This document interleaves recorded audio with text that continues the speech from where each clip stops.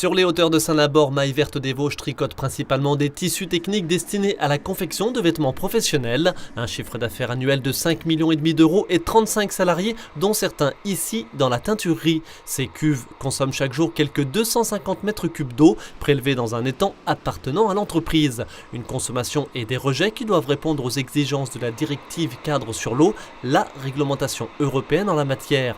Son objectif, prévenir et réduire les pollutions, promouvoir une certaine utilisation durable de l'eau ou encore protéger les zones humides. Une directive à laquelle répond Mailles Vertes des Vosges.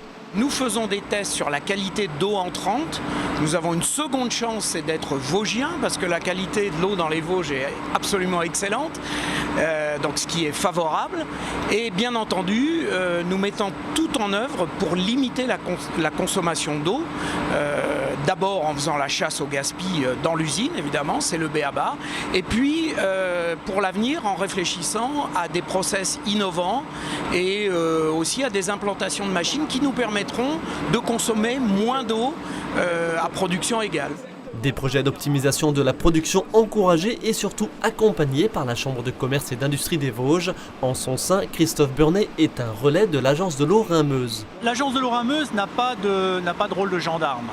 C'est un organisme qui va prélever des taxes sur les utilisateurs d'eau et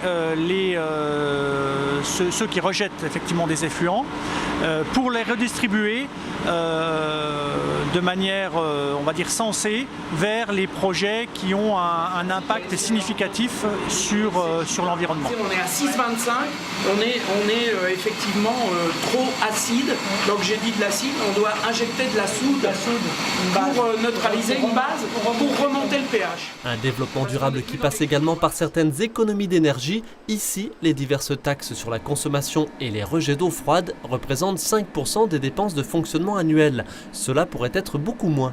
La teinture, principalement, ça consiste à diluer des produits en phase aqueuse et donc à chauffer les bains de teinture. Et ensuite, on met de l'énergie pour les refroidir. Donc c'est un peu aberrant et on pourrait faire ça avec des choses un peu intelligentes, faire ça en une seule phase et économiser énormément d'énergie et de calories. Une directive cadre sur l'eau qui donc représente certes des contraintes, mais pour Éric Néry, elle représente aussi une opportunité d'élévation des compétences. Il y a de l'étude, il y a de l'ingénierie, il y a tout un tas de choses, on change les process, on peut intéresser les jeunes à ces évolutions. Ce sont les métiers de demain aussi, donc c'est tout ça qu'il faut comprendre, c'est très important. Le chef d'entreprise a répondu à un appel à projet de l'ADEME, de l'Agence de l'eau et de la région Grand Est, appel à projet intitulé Eau durable et énergie. Dans ces tiroirs, un investissement de 150 000 € par l'intermédiaire de la CCI, un investissement qui pourrait être subventionné jusqu'à 70%.